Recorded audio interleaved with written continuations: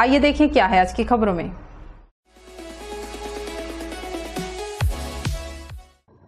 नौतपा के दूसरे दिन कोरबा सहित आसपास के अलग अलग क्षेत्रों में लगभग 1 घंटे तक झमाझम बारिश हुई।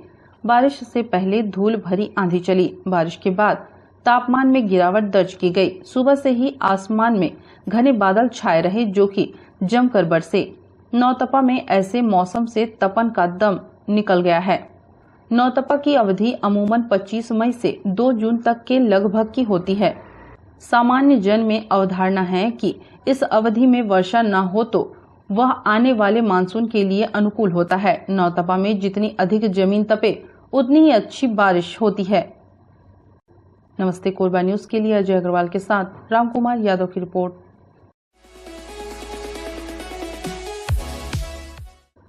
कांग्रेस कार्यालय टीपी नगर कोरबा में युवा कांग्रेस की राष्ट्रीय महासचिव एवं छत्तीसगढ़ प्रभारी डॉक्टर पलक वर्मा ने जिला यूथ कांग्रेस की अहम बैठक ली और युवाओं में जोश भरते हुए अपने ओजस्वी भाषण में कहा कि जब युवा किसी चीज के लिए ठान ले तो कोई कार्य असंभव नहीं है।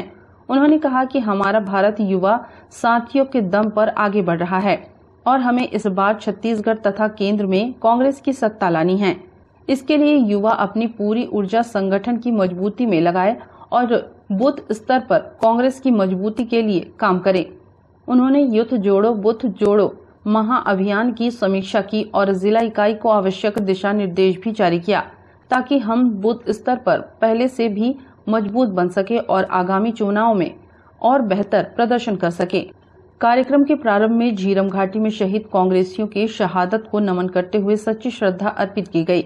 इसके बाद प्रदेश प्रभारी द्वारा सभी यूथ कांग्रेस के पदाधिकारियों एवं कार्यकर्ताओं को यूथ जोड़ो बूथ जोड़ो के संदर्भ में चर्चा करते हुए कहा कि बूथ लेवल में जाकर सभी मतदाताओं को कोरबा विधानसभा के लोकप्रिय विधायक एवं राजस्व मंत्री द्वारा किए गए ऐतिहासिक विकास कार्यों के साथ छत्तीसगढ़ की भूपेश सरकार के ऐतिहासिक निर्णयों एवं योजनाओं को जन जन तक पहुँचाएं और सरकार बनाने के लिए अभी से जुट जाएं।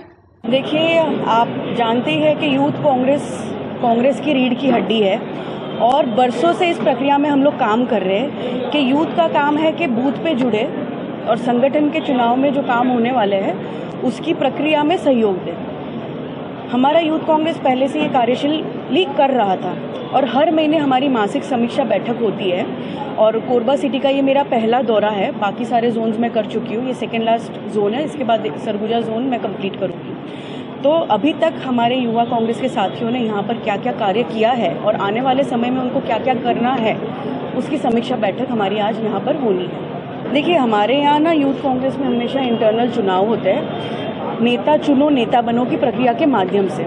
अभी जो हम लोग बूथ जोड़ो का कॉन्सेप्ट कर रहे हैं उसमें विद IYC ऐप में हम लोग साथियों को यहाँ पर जोड़ रहे हैं और उसके तहत जिन बच्चों में ये नेता बनने की क्वालिटी है या उत्साह है या फिर उन्हें राजनीतिक एक प्लेटफॉर्म चाहिए तो ये बूथ जोड़ो के माध्यम से हम लोग वो दे रहे हैं। जो साथी उसमें बूथ में ज़्यादा साथी जोड़ रहा है और उसके काम के हिसाब से उसे हम लोग क्या स्थान संगठन में दे सकते हैं उसके निर्णय लिए जाएंगे। नहीं, ये कार्यक्रम अलग से करना पड़ रहा है ऐसा नहीं है। चुनाव के मद्देनजर रखते हुए हर जगह पर लोग तो मजबूत है, नहीं है ऐसा नहीं है, परंतु जिन साथियों को मौका नहीं मिला है और उनको प्रक्रिया का नहीं पता है तो उनको ये इन्फॉर्मेशन हम लोग देने आए हैं। यहाँ पर तो कांग्रेस बहुत मजबूत है, आप भी जानते हो, है ना, पर जिन साथियों को प्लेटफॉर्म नहीं मिल रहा तो यूथ कांग्रेस एक प्लेटफॉर्म है उनको देने का। नमस्ते कोरबा न्यूज के लिए अजय अग्रवाल के साथ ममता साहू की रिपोर्ट।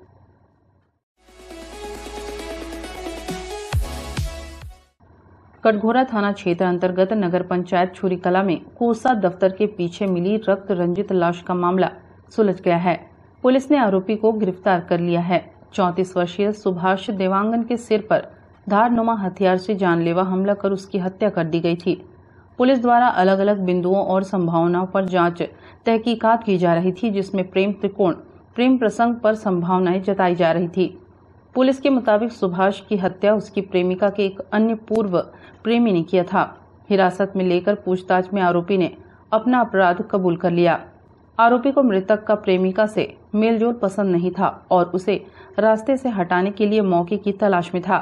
हत्या वाले दिन जब मृतक अपनी प्रेमिका से मिलकर घर की ओर वापस जाने लगा, तब मौका पाकर आरोपी द्वारा मृतक पर ताबड़तोड़ हमला करते हुए मृतक को मौत के घाट उतार दिया। पुलिस व साइबर टीम की संयुक्त कार्रवाई में आरोपी से कड़ी पूछताछ करने के बाद आरोपी द्वारा हत्या करना कबूल कर लिया गया है। वहाँ पे देखा तो एक हमें हथियार मिला मौके पे जिसका यूज़ हुआ था, और इस पूरे घटनाक्रम में हमें एक संदेही जिसका नाम बलराम साहू था उसको हमने गिरफ्त में लिया, और फिर उससे पूछताछ करने पर फिर आगे उसने कबूला कि वो एक गांव की एक महिला से एक तरफा काफ़ी प्यार करता था, और उस महिला के मना करने के बावजूद भी वो काफ़ी उससे प्यार एक संबंध बनाने की कोशिश में लगा रहा, पर महिला किसी और को चाहती थी, तो ये उसको बात पची नहीं, और फिर उसने ये जो हमारा मृतक है सुभाष देवांगन को अपने रास्ते से हटाने का उसने एक प्लान बनाया, और अपने इस योजना के तहत उसने अपना एक पुराना मछली काटने वाला एक परसुल को वेल्डिंग दुकान में जाके एक लोहे के पाइप से जोड़ा, और एक नई टी शर्ट खरीदा, और अपने एक नया घर पे पड़ा हुआ लोअर उसको अपनी बाइक में ले करके घटनास्थल पे, मतलब वो उसने आयोजित जो किया था 22 तारीख की रात को 12 बजे वो पहुंच चुका था, और उसे पता था कि सुभाष उधर आने वाला है, तो वो अपने उस महिला के जस्ट सामने ही उसका खुद का एक पुराना मकान है जहां वो छुप के उसका वेट कर रहा था, और करीब 1:30 बजे के आसपास जैसे ही सुभाष अपने इस महिला के घर से निकला तो इसने मौका पाकर उस पर बार बार ये उसके माथे पर अटैक किया, काफ़ी डीप इंजरी हुई और वहीं मौके पे वो ख़त्म हो गया। और इस घटना को कारित करने के बाद उसने अपने शर्ट हो गया और जो धारदार हथियार वहीं छूट गया था उसको मौके पे ही छोड़कर वो जो उसका रिमाइंडर जो लोहा था उसको वो लेकर के एक पास में ही तालाब, ये आपका धरसा तालाब में उसने उसको फेंक दिया, और अपना जो टी शर्ट लोअर जिसपे खून के दाग थे उसको आगे गंगपुर जंगल में उसने जाके छुपा दिया। तो अभी उसके निशानदेही पे हमने ये सारी चीज़ें जब्त कर ली है और उसको हिरासत में लेके आज उसको रिमांड पर भेज रहा है। ये उससे जब महिला से हमने पूछताछ करा ना कि ये कैसे हुआ, कोई आपको किसी पे डाउट है, तो उससे हमें पता चला कि एक लड़का था जो उससे बार बार फ़ोन करने की कोशिश करता था, और सीडीआर जब हमने निकाला तो फिर इस लड़के का नंबर मिला हमें कि कुछ दिनों से फिर ये बात नहीं कर पा रहा था, तो फिर उससे हमने संदेह में इसको लिया था। जिससे प्यार करती थी वो उसका बहुत पुराना उससे संबंध रहा है, और महिला अभी उसी के साथ ही रहना चाहती थी, तो इसीलिए उसने अपने इस नए जो बलराम साहू जो आ रहा था सामने उसको मना किया था कि वो ऑलरेडी किसी से प्यार करती है। नमस्ते कोरबा न्यूज़ के लिए अजय अग्रवाल के साथ रामकुमार यादव की रिपोर्ट।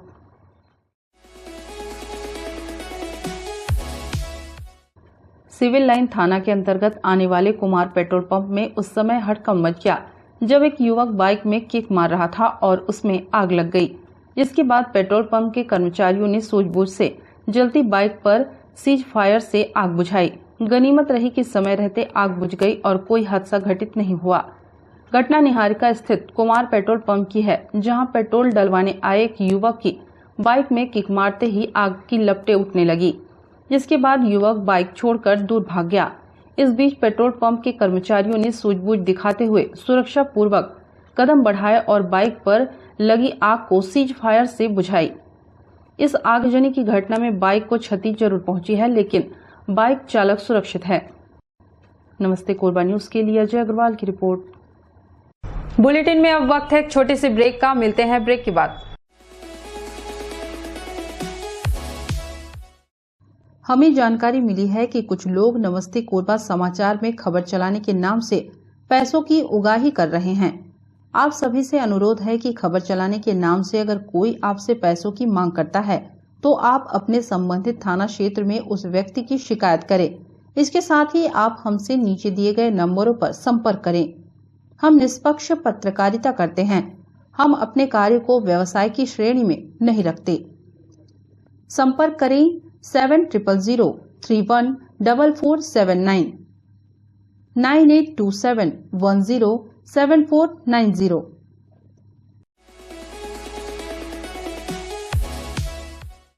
वरिष्ठ भाजपा नेता नगर निगम के नेता प्रतिपक्ष चितानंद अग्रवाल ने बिजली विभाग के अधिकारियों को चेतावनी दी है।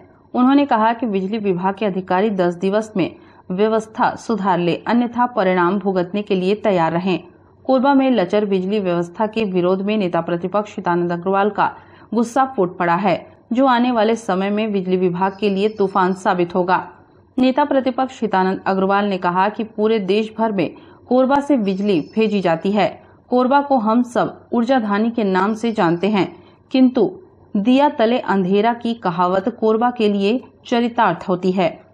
बिजली विभाग का जब मन करता है 4 घंटे 5 घंटे बिजली बंद कर देते हैं। मेंटेनेंस के नाम पर अलग अलग क्षेत्रों में सुबह 6 बजे से शाम तक बिजली बंद कर देते हैं। हितानंद अग्रवाल ने कहा कि कुछ दिनों पूर्व ठेका कर्मियों की हड़ताल हुई थी, जिसमें समझौता हुआ था कि 12 दिवस के अंदर उनका भुगतान किया जाएगा, किंतु आज तक मार्च माह का भुगतान नहीं किया गया है। उसके बाद भी ठेका कर्मी पूरी ईमानदारी के साथ मेहनत कर रहे हैं, तो वहीं बिजली विभाग के अधिकारी अपने चैम्बर में बैठकर मदमस्त एसी की हवा खा रहे हैं। आने वाला समय बरसात का है, जब गर्मी में 5-5 घंटे बिजली बंद रहती है, तो बरसात में तो 2-2 दिन बिजली बंद रहेगी। बिजली विभाग के अधिकारी सुधर जाएं, 10 दिवस के भीतर व्यवस्थाओं को सुधार ले, अन्यथा कोरबा की जनता के क्रोध का परिणाम भुगतने के लिए भी तैयार रहें।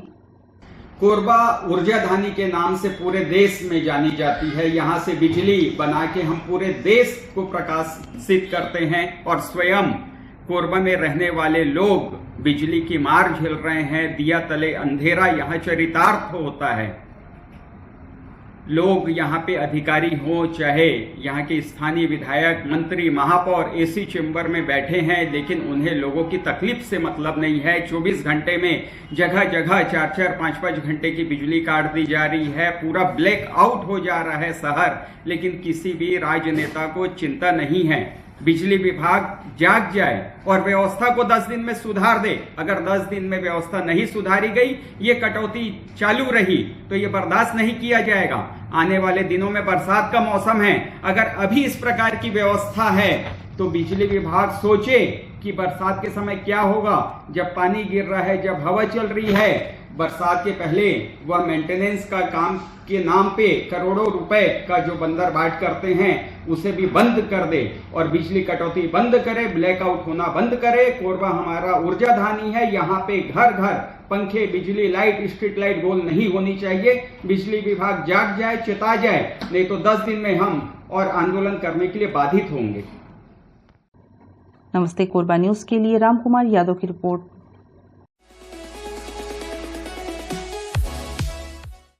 कोरबा जिले में पदोन्नत किए गए प्रधान पाठकों की काउंसलिंग की प्रक्रिया पूरी हो गई है। दूसरी ओर आपसी आधार पर जगह परिवर्तित करने के मामले में बाधाओं का समाधान नहीं किया गया है। इसके चलते पदोन्नत प्रधान पाठक परेशान हैं। छत्तीसगढ़ शिक्षक वेलफेयर एसोसिएशन ने इसे लेकर नाराजगी जाहिर की है। एसोसिएशन के सदस्य इसी मसले पर अपनी बात रखने के लिए जिला शिक्षा अधिकारी कार्यालय पहुंचे हुए थे, जहां पर उन्हें काफी इंतजार करना पड़ा। बताया गया कि पदोन्नत प्रधान पाठकों में महिलाओं के अलावा अलग अलग विषयों पर नतीजे प्राप्त किए जाने हैं। इस दिशा में अब तक यथोचित कार्रवाई नहीं की गई है। देखिए, अभी आज जो है बहुत दूर दराज से पसान, लैंगी और दूर पाली वगैरह से भी मतलब जो है जो पदोन्नत प्रधान पाठक है, वहाँ अपनी समस्याओं को लेकर के इनकी समस्या ये है कि जो जिनकी पदस्थापना हुई काउंसलिंग के माध्यम से, तो उसमें जो आपसी जो सहमति के आधार पर अपनी पदस्थापना में परिवर्तन करने वाले हैं, वे शिक्षक हैं जो अभी भी रिक्त जो शालाएँ हैं उसमें जो है अपना पदांकन परिवर्तन करना चाहते हैं, इसलिए आए थे।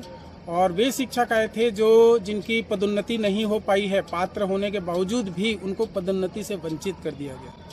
ये तीनों प्रकार के जो शिक्षक जो है आज आए थे जिला शिक्षा अधिकारी महोदय से मिलने, और वो अभी मीटिंग में गए हैं, आएंगे करके बोले हैं।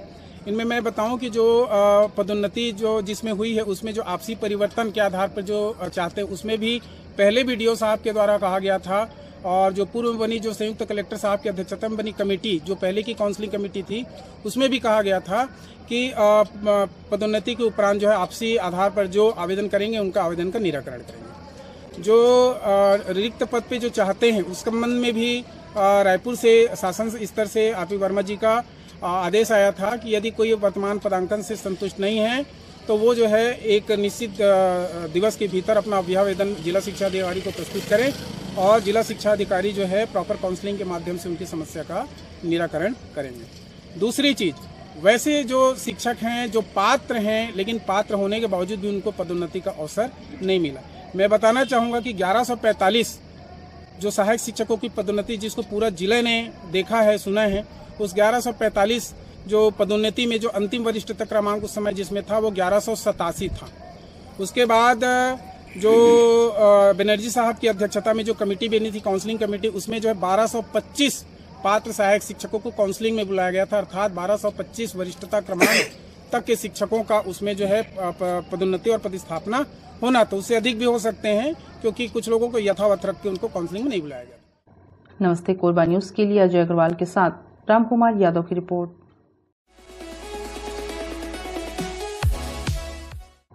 कोरबा में तेज रफ्तार का कहर थमने का नाम नहीं ले रहा है। यहां ट्रक की जोरदार टक्कर से यात्रियों से भरी बस पलट गई।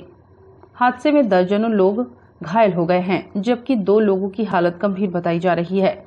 घटना की सूचना पाकर मौके पर पहुंची पुलिस और डायल 112 की टीम ने घायलों को अस्पताल पहुंचाया, जिसमें 8 यात्रियों को गंभीर चोटें आई हैं, जिसमें महिलाएं और बच्चे भी शामिल हैं। सभी का इलाज कटघोरा के अस्पताल में चल रहा है। कोरबा से बांगू की ओर जा रही थी, जो जेंजरा चौक के पास अनियंत्रित होकर पलट गई, जिसमें लगभग 30 यात्री बैठे थे। उसमें 7-8 यात्रियों को सामान्य चोटें आई हैं, जिसका सामुदायिक स्वास्थ्य केंद्र में इलाज चल रहा है। नमस्ते कोरबा न्यूज के लिए रामकुमार यादव की रिपोर्ट। न्यूज के इस बुलेटिन में बस इतना ही। न्यूज अपडेट के लिए जुड़े रहें हमारे YouTube channel, Facebook, Telegram, Instagram, Twitter को सब्सक्राइब, लाइक, कमेंट करना ना भूलें। नमस्कार।